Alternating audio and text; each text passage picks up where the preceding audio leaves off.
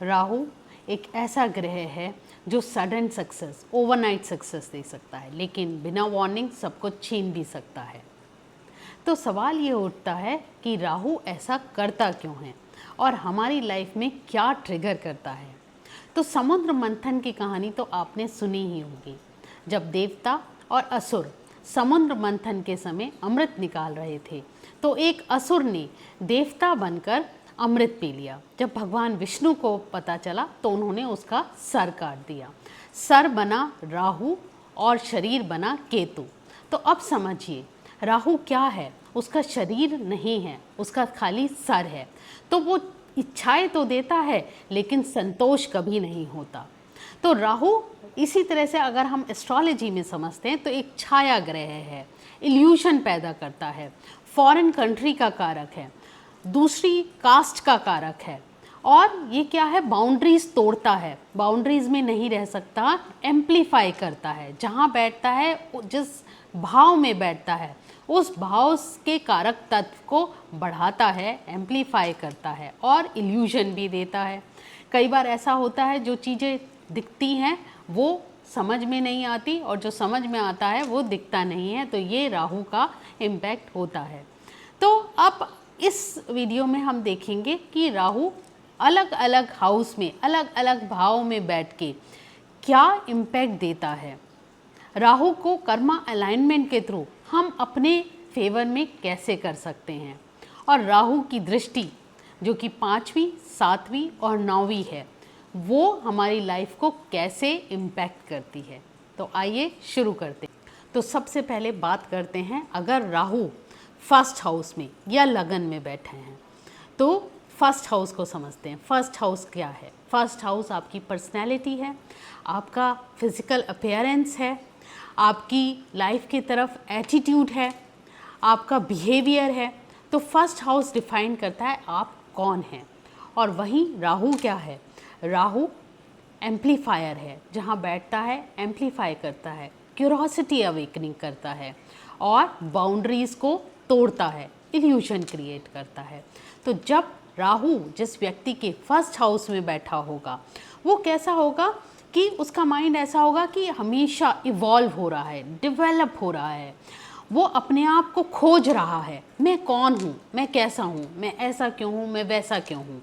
तो ऐसा पर्सन अपने आप को डेवलप करने में बहुत ज़्यादा टाइम निकालता है, अपने आप को सोचने समझने के लिए बहुत ज़्यादा प्रयत्न करता है, क्योंकि उसका जन्म ही हुआ है अपने आप को डेवलप करने के लिए, अपने आप को इवॉल्व करने के लिए। शुरू में ऐसे पर्सन जो हैं लाइफ में उन्हें थोड़ा सा अपनी आइडेंटिटी क्लियर नहीं होती, क्योंकि राहु यहाँ बैठ के इल्यूजन क्रिएट करते हैं। और जब वो डेवलप करते हैं, इवॉल्व करते हैं, तो उनकी पर्सनैलिटी बहुत स्ट्रॉन्ग हो जाती है। राहु जिनके फर्स्ट हाउस में बैठा है तो उनकी बहुत मैग्नेटिक पर्सनैलिटी होती है। वो जहाँ पे भी जाते हैं, अगर आप रूम में एंटर हुए, वहाँ पे अचानक सारे लोग, अगर आप नहीं भी बात करते हैं तो लोग आपकी तरफ अट्रैक्ट होते हैं, आपको कोई इग्नोर नहीं कर सकता, आपका एक अलग ऑरा होता है। तो राहु जब फर्स्ट हाउस में होते हैं तो सेल्फ फोकस ज़्यादा रहता है। आप अपने आप बारे में, अपनी आदतों के बारे में बहुत ज़्यादा सोचते हैं। कई बार ऐसे पर्सन ऑब्सेसिव हो जाते हैं अपने आप को लेके, अपने बारे में बहुत बात करते हैं, है ना। लेकिन चाहिए क्या, अच्छी बात है, बट साथ के साथ डेवलप करना है, कुछ ना कुछ नया सीखते रहना है। अब बात करते हैं राहु की दृष्टि। राहु की दृष्टि कौन सी होती है? 5वीं, 7वीं और 9वीं। तो 5वीं दृष्टि कहाँ पड़ेगी? पंचम में। और पंचम में पढ़ के ये क्या देगी? क्रिएटिव थिंकिंग देगी। लेकिन कहीं ना कहीं ये कई बार ओवर थिंकिंग भी दे देती है। तो ओवर थिंक ना करके क्रिएटिविटी में अगर यूज़ करेंगे, ऐसे पर्सन बहुत कई बार क्रिएटिव भी होते हैं, पेंटिंग में, ड्राइंग में, डांस में उनका बहुत इंटरेस्ट रहता है, तो पावरफुल आइडियाज़ आते हैं कई बार। तो यहाँ पे पंचम में बैठ के वो क्यूरोसिटी, थिंकिंग, क्रिएटिविटी सब कुछ देते हैं। 7वीं दृष्टि जो पड़ती है वो पड़ती है सप्तम पे, स्पाउस के हाउस पे। तो यहाँ पे जो आपका रिलेशनशिप पार्टनर के साथ होता है, आपके स्पाउस के साथ होता है वो कार्मिक रिलेशनशिप होता है, कहीं ना कहीं पास्ट लाइफ का रिलेशनशिप आप कैरी फॉरवर्ड करके आ रहे हैं। शुरू में आप देखेंगे आपको अपने पार्टनर के साथ बहुत ज़्यादा डीप अट्रैक्शन भी फील होता है, क्योंकि ये पास्ट लाइफ का कनेक्शन है तो बहुत डीप अट्रैक्शन होता है, लेकिन कभी कभी इल्यूजन भी हो जाता है और आपको थोड़ा टाइम देना पड़ेगा अपने पार्टनर को समझने के लिए, उसके साथ कंपैटिबिलिटी बनाने के लिए। 9वीं दृष्टि जो पड़ रही है वो 9th हाउस पे पड़ रही है, तो यहाँ पे क्या है, अनकन्वेंशनल आपका जो बिलीफ सिस्टम होता है वो अनकन्वेंशनल होगा। आप लोग अपने आइडियाज़ डेवलप करते हैं रिलेटेड टू रिलीजन, स्पिरिचुअलिटी के। आप खुद धीरे धीरे इवॉल्व होके तब अपने आइडियाज़ इवॉल्व करते हैं। दूसरे को कहने से आप कोई भी चीज़ नहीं मानते हैं। आपके आइडियाज़ धर्म को लेके भी, रिलीजन को लेके भी थोड़े अनकन्वेंशनल हो सकते हैं और उन आइडियाज़ को आप खुद इवॉल्व करते हैं, खुद डेवलप करते हैं जैसे जैसे आपको मैच्योरिटी आती है, और फिर आप उस पर बहुत स्ट्रॉन्ग बिलीफ होता है आपका। तो अगर फर्स्ट हाउस में हम देखें, फर्स्ट हाउस में राहु बैठ के कन्फ्यूजन नहीं दे रहे हैं। वो क्या कह रहे हैं कि आपको मेहनत करनी है इस लाइफ टाइम में अपने ऊपर, अपने दिमाग के ऊपर, उसको इवॉल्व करने के लिए, उसको डेवलप करने के लिए। तो राहु अगर सेकेंड हाउस में बैठे हैं तो सेकेंड हाउस क्या है? सेकेंड हाउस स्पीच का कारक है, वेल्थ का कारक है और फैमिली वैल्यूज़ का। तो राहु जब यहाँ बैठते हैं तो तीनों ही चीज़ को बढ़ा देते हैं। अब स्पीच में क्या है, स्पीच में ऐसे जने बहुत ज़्यादा इन्फ्लुएंशियल स्पीकर्स होते हैं, ऐसे लोग मोटिवेशनल स्पीकर्स बहुत अच्छे बन जाते हैं, पब्लिक स्पीकिंग उनका बहुत अच्छा होता है। वो अगर फिनेंस में अपना करियर करते हैं तो बहुत अच्छा कर पाते हैं, कंटेंट क्रिएशन में, इन्फ्लुएंशियल मार्केटिंग जो है वो बहुत अच्छा उनका एज अ प्रोफेशन रहता है। यहाँ पे बैठ के लेकिन राहु फैमिली वैल्यूज़ में थोड़ी सी कमी कर देते हैं। अर्ली लाइफ में ऐसे लोगों को अपनी फैमिली के साथ एडजस्टमेंट करने में स्ट्रगल करना पड़ता है। और वहीं बात करते हैं वेल्थ की, तो ऐसे लोग नेचुरली वेल्थ अट्रैक्ट करते हैं। वेल्थ अर्न करना उन्हें बहुत अच्छे से आता है, लेकिन वहीं साथ के साथ वो वेल्थ को या मनी को जो अर्न किया है उसे स्पेंड भी फास्ट करते हैं। तो उन्हें सीखना क्या होगा, वेल्थ एक्यूमुलेशन, डिसिप्लिन लाना होगा। अपने वेल्थ को स्पेंड करते समय थोड़ा सा सोचने के लिए उनको डिसिप्लिन करना पड़ेगा।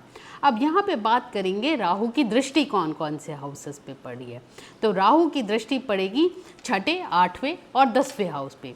तो छठे हाउस पे पढ़ के जो हाउस है, कंपटीशन का हाउस है, यहाँ पे आपको एज देता है, दूसरे लोगों पे आपको एज देगा in terms of competition, in terms of entrance exam अगर होते हैं, या अगर जॉब में भी अगर आप कर रहे हैं काम, वहाँ पे दूसरों से आप अच्छे से सक्सेस पा सकते हैं। आप कोई भी बीमारी हो, कोई भी प्रॉब्लम हो, क्योंकि ये हाउस है ऋण, रोग, शत्रु का। तो यहाँ पे बैठ के आप, राहु आपको क्या दे रहे हैं, आप आसानी से उन चीज़ों को ओवरकम कर पाते हैं और अपने एनिमीज़ पे विजय पा पाते हैं।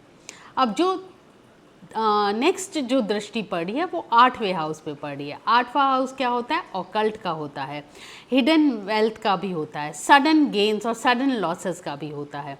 तो आपको क्या है, यहाँ पे राहु कई बार सडन वेल्थ भी दे देते हैं। सडनली आपको कोई कहीं से पैसा मिल जाएगा, एंसेस्ट्रल प्रॉपर्टी भी आपको मिल सकती है। और क्या होगा, लेटर स्टेज में या जब राहु की दशा अंतर्दशा आती है तो ऑकल्ट में आपका इंटरेस्ट बढ़ सकता है। अब यहीं पे राहु 10th जो हाउस पे दृष्टि दे रहे हैं तो एक बहुत स्ट्रॉन्ग करियर दे रहे हैं। ऐसे लोगों का करियर बहुत ही स्ट्रॉन्ग रहता है, स्टेबल रहता है।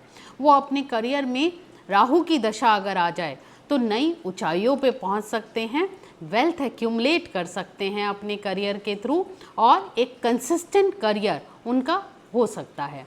और स्पेशली जो उनके लिए करियर की चॉइसेस होती हैं वो public speaking, motivational speakers, content creators, finance में बहुत अच्छा कर सकते हैं।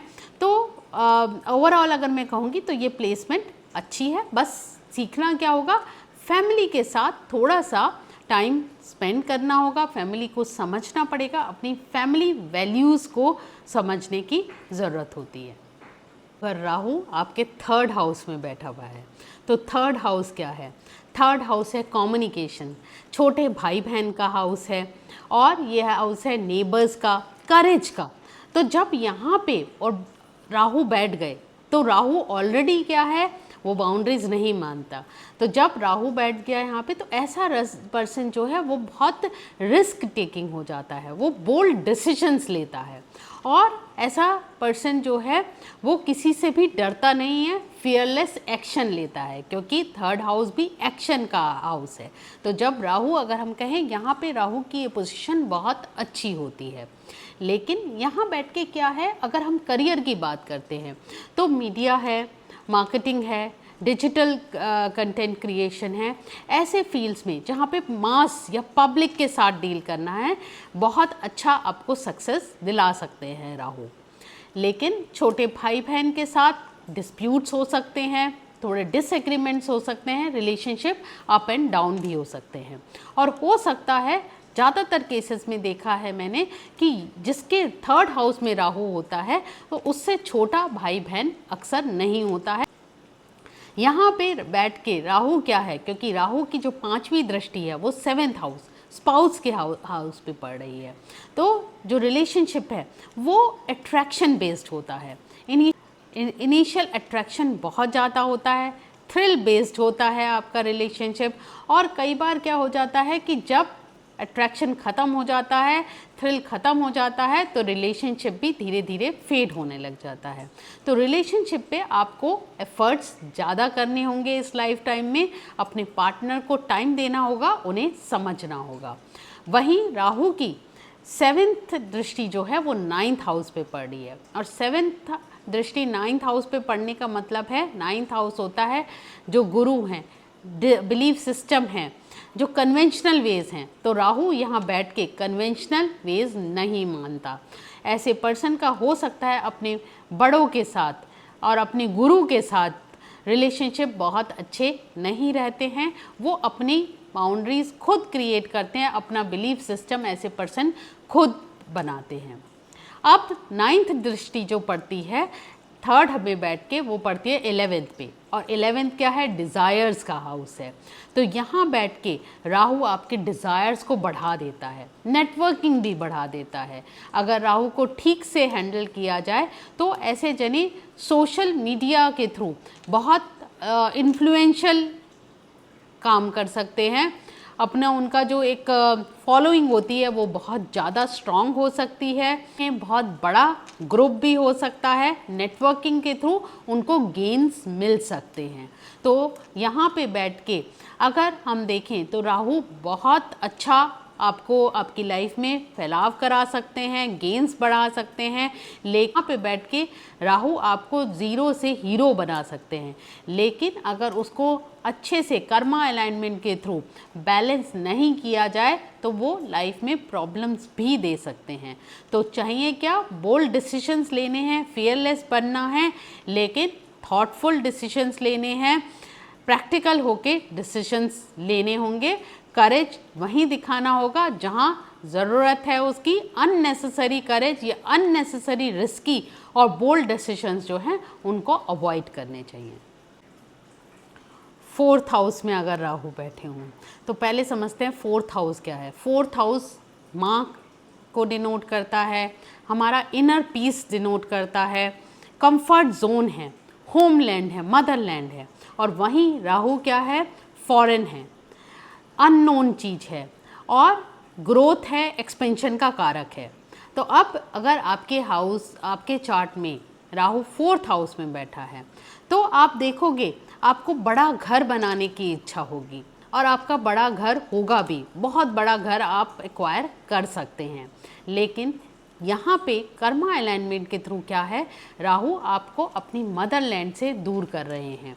तो ऐसे पर्सन के लिए मेरी एडवाइस होगी कि उन्हें चाहिए अपने मदरलैंड से दूर जाके अपना प्रोफेशन करें। उनको सक्सेस तभी मिलेगी जब वो फॉरेन लैंड में जाएंगे, उनके फॉरेन कोलैबोरेशंस होंगे, स्पेशली जहाँ पे आपका जन्म हुआ है। अपने जन्म स्थान से अगर आप जाके जॉब करेंगे, बिजनेस करेंगे तो आपके लिए बहुत अच्छा रहेगा। यहीं पे बैठ के राहु क्या करते हैं, कई बार रीलोकेट कराते हैं। एक बार आप कहीं पे सेटल हो गए, फिर आपको कहीं और जॉब मिलेगा, फिर आप कहीं और बिजनेस सेटल करेंगे, तो रीलोकेट आपको बार बार करना होगा। लेकिन यहाँ पे राहु की प्लेसमेंट अगर आप कर्मा अलाइनमेंट के थ्रू उसको ठीक से बैलेंस कर लें, करना क्या है कि आपको अपने मदरलैंड से दूर रहना है, तो आपके मदर के रिलेशंस बहुत अच्छे होंगे, आपका और आपकी मदर में प्यार भी रहेगा। लेकिन अगर आप सोचेंगे कि मैं अपनी मदरलैंड में ही रहूं, अपने मदर के पास रहूं, तो हो सकता है आपको उतनी सक्सेस ना मिले, क्योंकि वहाँ राहु बैठ के आपके इनर पीस को डिस्टर्ब करेंगे। तो आपको चाहिए फॉरेन कंट्रीज़, फॉरेन कोलैबोरेशंस, आप जितना ज़्यादा रहेंगे, अपनी मदरलैंड से दूर रहेंगे, आपके लिए सक्सेस बहुत मिलेगी। राहु की पंचम दृष्टि पड़ेगी 8th हाउस पे, और 8th हाउस है डीप इमोशनल ट्रांसफॉर्मेशन का। ऐसे पर्सन जो हैं वो बहुत साइकिक एबिलिटीज़ होती है उनमें, ऑकल्ट में इंटरेस्ट होता है, और दूसरों को हील करने की पावर उनमें बहुत ज़्यादा होती है। तो अगर वो चाहें तो अपना ऑकल्ट में, एस्ट्रोलॉजी में, इसमें अपना प्रोफेशन भी चूज़ कर सकते हैं, या फिर ऐसी चीज़ों में जो ज़मीन के नीचे जुड़ी होती हैं, जैसे माइनिंग है, पेट्रोलियम है, या रिसर्च बेस्ड जो प्रोफेशन होते हैं, उसमें उनको बहुत सक्सेस मिल सकती है। 7वीं दृष्टि पड़ रही है 10th हाउस पे। यहाँ 10th हाउस में साफ साफ करता है कि आपकी स्ट्रॉन्ग पब्लिक इमेज बनाने की आपकी हमेशा इच्छा रहती है, और वो आपके करियर के थ्रू आपकी बनेगी। आप लोगों में पहचाने जाएंगे, आपकी विजिबिलिटी होगी एक सोसाइटी में, एक अपने करियर में, जो भी आपका प्रोफेशन है उसमें आपकी पब्लिक इमेज बहुत स्ट्रॉन्ग होगी। बस आपको करना क्या है, अपना करियर, अपना प्रोफेशन अपने बर्थ प्लेस से थोड़ा दूर रखना है, और फॉरेन के साथ आपके, या तो आप MNC में काम करें तो आपके लिए अच्छा होगा, या अपने बर्थ प्लेस से जाके करें, क्योंकि यही बात कंफर्म होती है राहु की 9वीं दृष्टि से। 9वीं दृष्टि जो पड़ती है वो पड़ती है 12th हाउस पे। 12th हाउस अगेन क्या है, हॉस्पिटलाइजेशन का, मेडिकल का और फॉरेन का हाउस है। तो अगर ऐसा पर्सन फॉरेन में काम करेगा, फॉरेन कंपनीज़ के साथ काम करेगा, तो उसकी सक्सेस बहुत ज़्यादा होगी। हेल्थ के लिए भी अच्छा है, क्योंकि 12th हाउस हमारा हॉस्पिटलाइजेशन का भी है। तो अगर आपने अपना काम ही ऐसा बना लिया कि आपको ट्रैवल करना पड़ रहा है, या आपके टाइज़ हैं फॉरेन कंट्रीज़ के साथ, तो आपकी हेल्थ के लिए भी अच्छा रहेगा। तो यहाँ पे 4th हाउस में बैठ के राहु, बिल्कुल भी ऐसा सोचने की ज़रूरत नहीं है कि आपका घर का सुख नहीं मिलेगा। घर का सुख मिलेगा, घर बड़ा भी होगा, आप बहुत बड़ा, एक कहते हैं ना कि एक आलीशान घर भी बना सकते हैं। आपकी जो गाड़ी होगी वो भी बहुत बड़ी होगी, ज़्यादातर जो राहु जिनके 4th हाउस में है। राहु अगर 5th हाउस में बैठा है, तो 5th हाउस क्या है, क्रिएटिविटी, लव, परफॉर्मेंस, टैलेंट का हाउस है। तो ये प्लेसमेंट बहुत अच्छी है उन पर्सन्स के लिए जो एथलेटिक्स में, स्पोर्ट्स में, डांस में, या पेंटिंग में, किसी भी क्रिएटिव फील्ड में अपना प्रोफेशन बनाना चाहते हैं, तो वो एक नई ऊंचाई पे ले जाएंगे, क्योंकि यहाँ पे बैठ के राहु उनको एक टैलेंट ना देके टैलेंट का ऑब्सेशन दे देगा।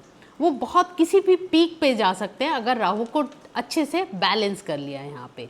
क्योंकि राहु यहाँ बैठ के क्या है, कई बार ओवर थिंकिंग दे देगा, ओवर कॉन्फिडेंस दे देगा, और जो डिसीजंस हैं वो कई बार इमोशनली बैलेंस नहीं होंगे।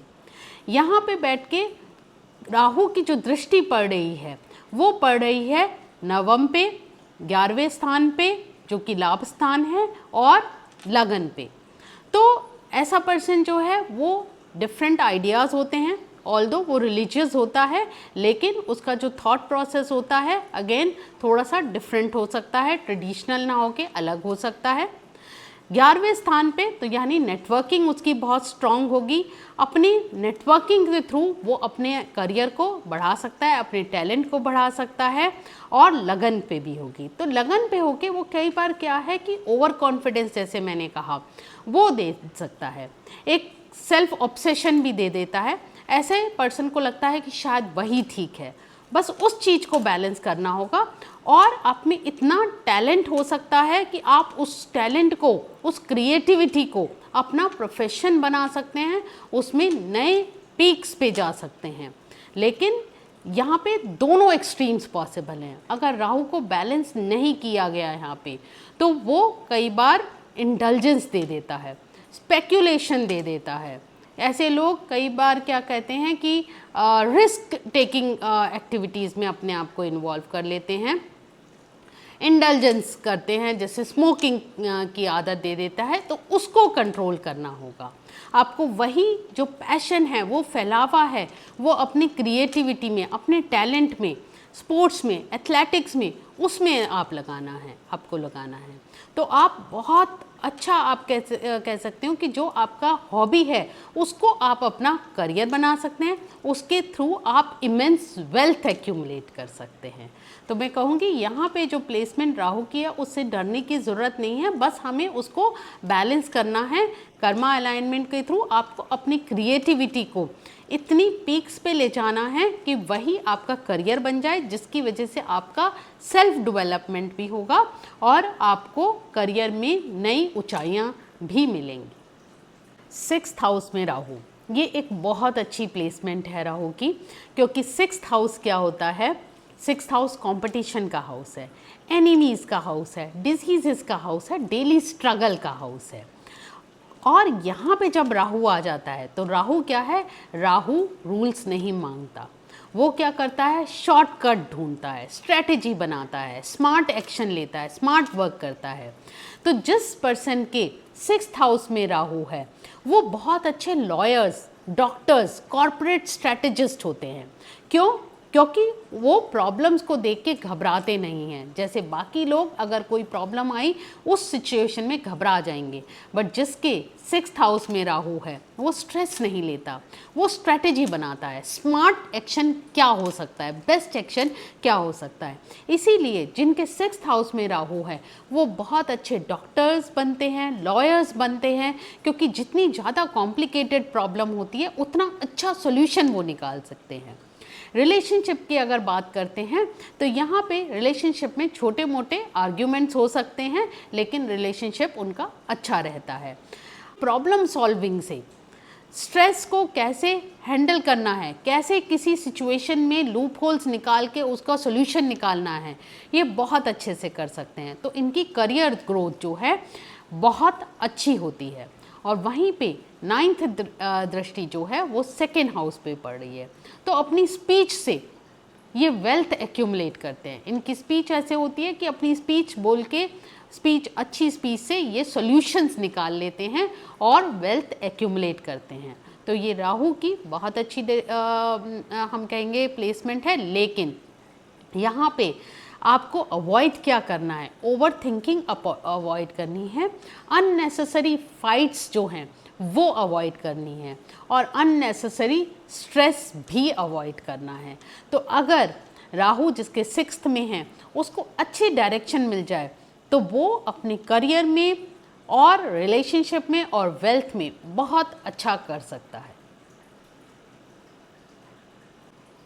राहु अगर आपके 7th हाउस में बैठा है तो 7th हाउस क्या है? 7th हाउस स्पाउस का हाउस है, आपकी पार्टनरशिप का हाउस है, नेटवर्किंग का भी हाउस होता है, फॉरेन ट्रैवल्स का भी हाउस होता है।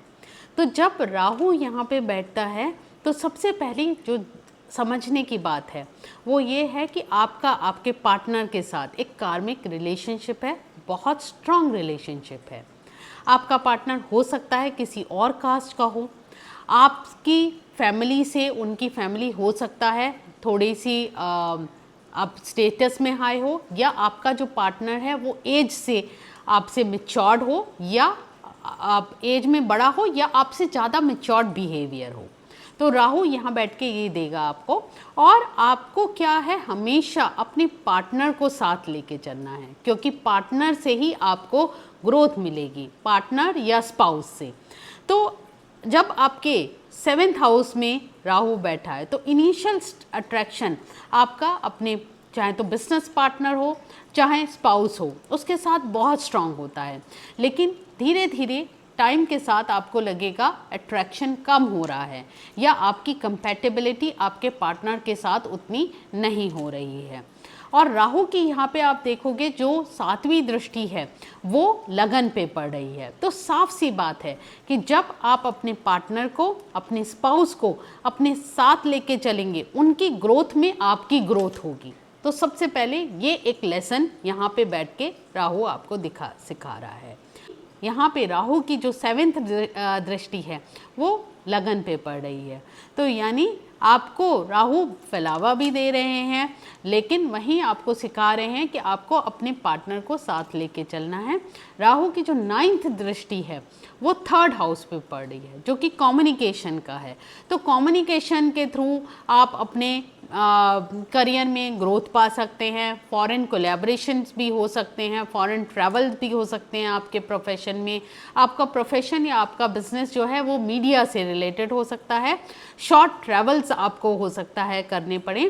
तो यहाँ पे सिर्फ फोकस क्या रखना है कि पार्टनर को साथ लेके चलना है, स्पाउस को साथ लेके करना है और कम्युनिकेशन गैप्स को अवॉइड करना है। जो ज़्यादा अच्छा होगा कि आप शॉर्ट जर्नी करें, ट्रैवल करें, तो आपको सक्सेस ज़रूर मिलेगी। तो राहु अगर 8th हाउस में बैठे हैं तो 8th हाउस क्या है? 8th हाउस है ऑकल्ट का हाउस है, सडन इवेंट्स का हाउस है, ट्रांसफॉर्मेशन का हाउस है, डीप साइकोलॉजी का हाउस है। और राहु क्या है? राहु भी सडन अप्स एंड डाउन्स देते हैं, बाउंड्रीज नहीं मानते हैं, ट्रांसफॉर्मेशन का हाउस है। तो ऐसे पर्सन क्या है, उनकी लाइफ में आप देखेंगे सडन अप्स एंड डाउन्स आपकी लाइफ में आएंगे। सब कुछ लाइफ में ठीक चल रहा है, लेकिन सडनली कोई ऐसा इवेंट होगा जिससे आपकी सोच बदल सकती है। आपका जो प्रोफेशन है वो बहुत अच्छा हो सकता है अगर आप एस्ट्रोलॉजी में, न्यूमरोलॉजी में, टैरो में, इन चीज़ों में जो छिपी हुई चीज़ें हैं उसमें करें। या जैसे साइकोलॉजी में आप बहुत इंट्यूटिव होते हैं, आप लोगों की साइकोलॉजी बहुत आसानी से समझ पाते हैं, उनके मन में क्या चल रहा है ये आप उनका बिना बोले ही देख पाते हैं। तो ऐसे फील्ड्स में आप बहुत सक्सेस पा सकते हैं। और वहीं सोर्स ऑफ इनकम आपका फिनेंसेस में जो इनकम टैक्स हैं या जो बैंकिंग है वहाँ से भी आपके सोर्स ऑफ इनकम हो सकता है। आपकी लाइफ में सडन वेल्थ आ सकती है थ्रू इनहेरिटेंस।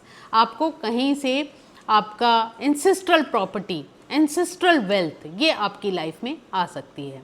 राहु यहाँ आपको क्या सिखाने आए हैं कि आपको ट्रांसफॉर्म बार बार करना पड़ता है। आपकी लाइफ में सडन चेंजेस आते हैं तो उनको आपको, और आपका नेचुरल इंटरेस्ट मैं कहूँगी छिपी हुई चीज़ों में, हिडन जो होती हैं जिनके बारे में नॉर्मली लोग नहीं बात करते हैं, ऑकल्ट है, तंत्र मंत्र है, उनमें आपका इंटरेस्ट काफ़ी ज़्यादा जानने का, समझने का हमेशा से रहता है। और उन्हीं चीज़ों को आप डीप रिसर्च में, आपका जो माइंड है वो बहुत रिसर्चिव होता है। हर चीज़ को आप, किसी भी चीज़ को सरफेस लेवल पे समझ नहीं सकते हैं। आपको ये जानने की क्यूरोसिटी हमेशा रहती है, ऐसा क्यों है।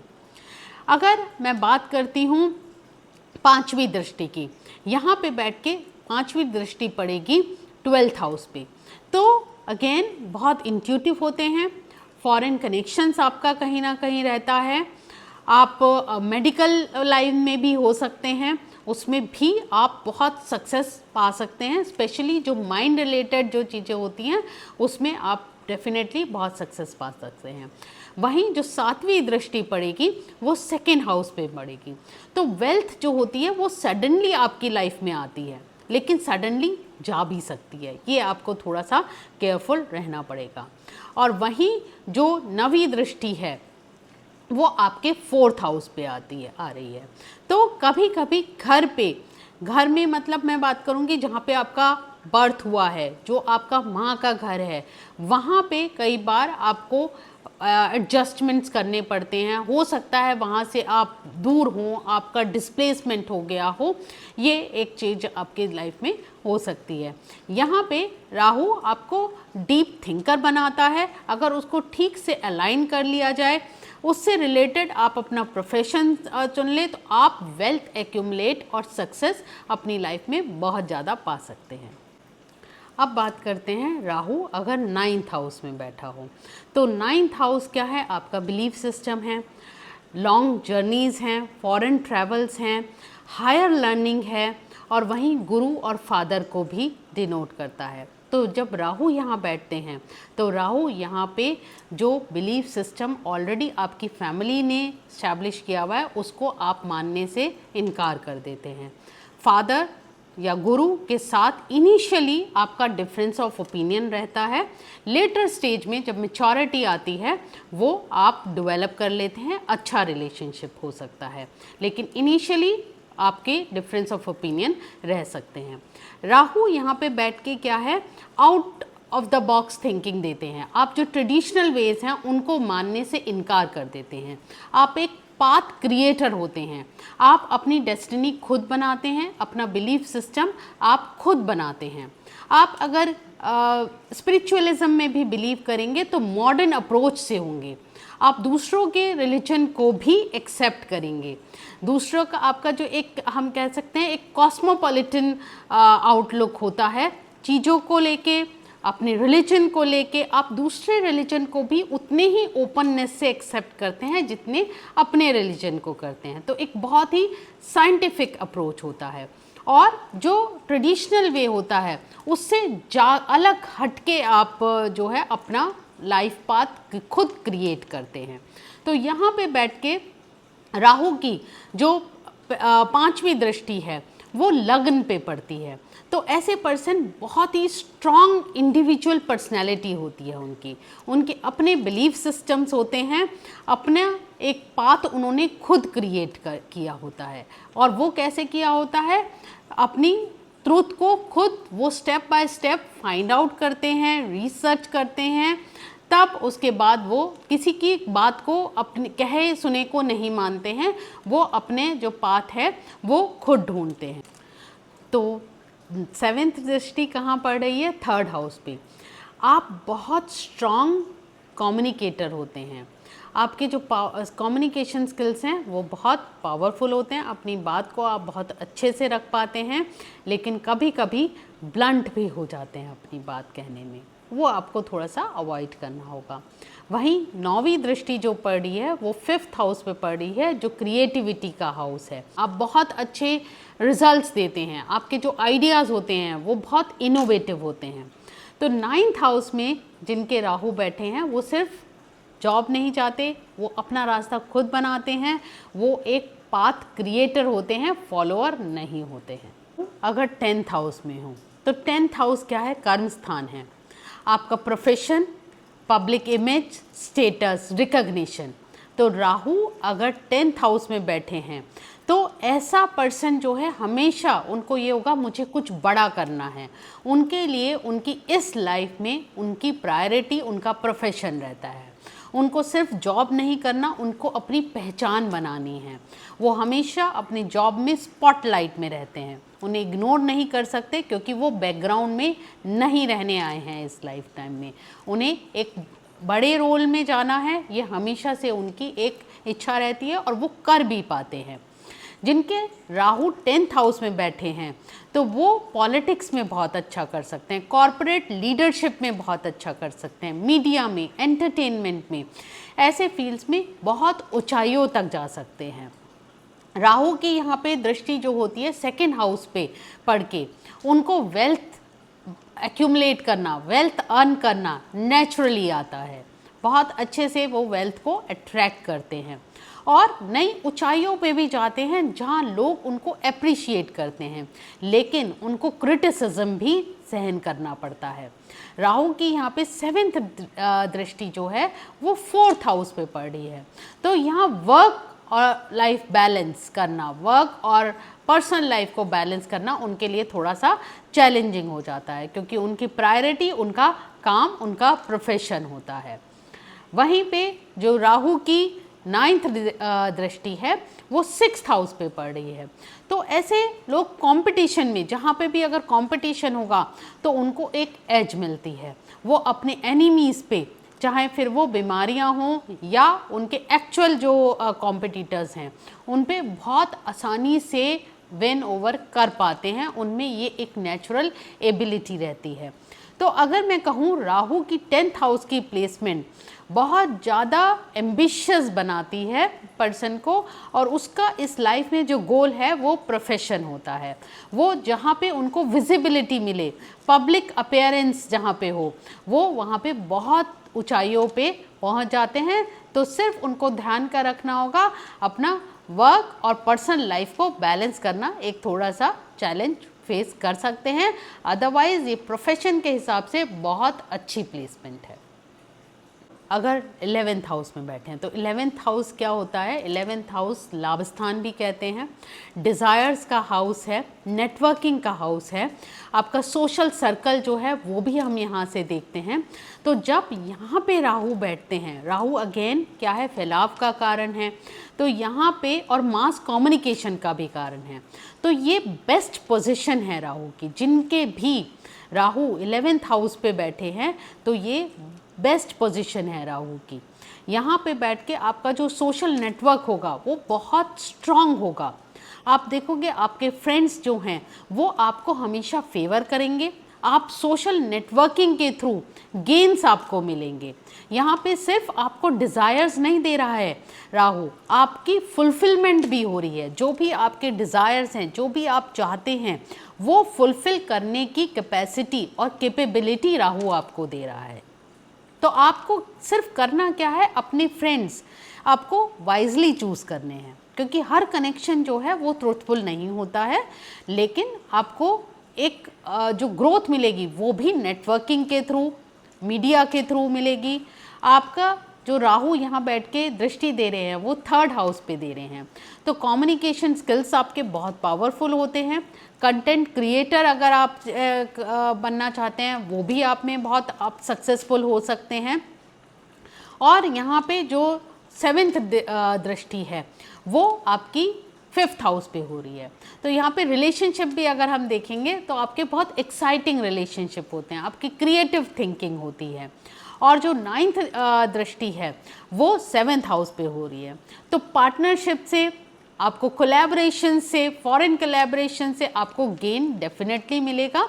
आपके हो सकता है आपके पार्टनर्स जो हैं उनके साथ या जो आपके स्पाउस हैं, आपके पार्टनर्स हैं, उनके साथ काम करके आपको सक्सेस डेफिनेटली मिलती है।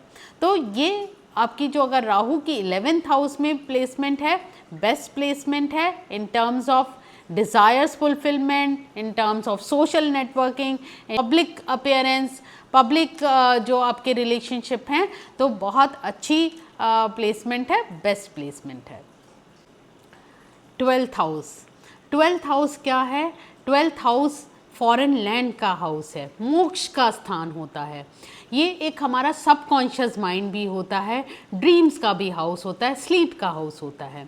और वहीं राहु जो है वो भी क्या है? एक इल्यूजन है, एक जिसे हम कहते हैं सर्च कर रहा है, जो ढूंढ रहा है, वो राहु है।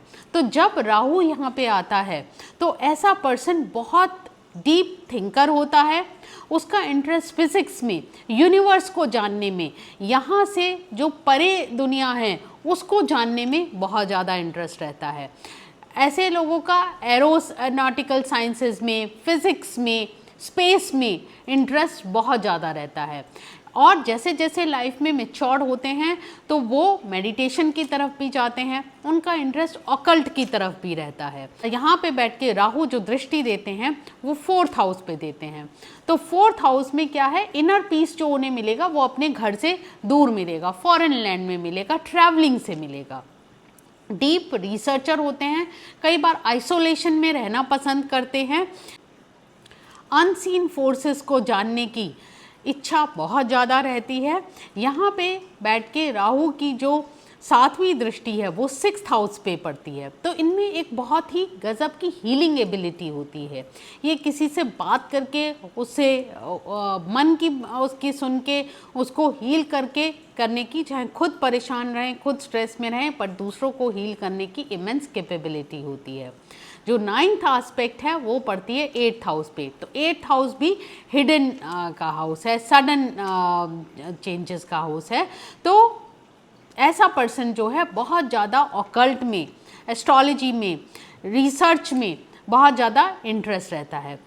तो 12th हाउस में बैठ के राहु आपको दुनिया से दूर नहीं करता है, आपको अपने आप से जोड़ता है, चाहे फिर वो फॉरेन जर्नी के थ्रू हो या इनर जर्नी के थ्रू हो। तो आपको सक्सेस मिलेगी फॉरेन लैंड में, और आप एक यूनिवर्सल थिंकर हो, जो डीप थिंकर है, जो छिपी हुई चीज़ों में जिसका इंटरेस्ट हमेशा रहता है, उसी के थ्रू आप दूसरों को भी इवॉल्व करते हैं और ख़ुद भी इवॉल्व होते हैं। अच्छा लगा हो तो लाइक करना, शेयर करना और सब्सक्राइब करना, और कमेंट्स में बताना कि नेक्स्ट कौन सा प्लैनेट है जिसके बारे में आप जानना चाहते हैं। नमस्कार।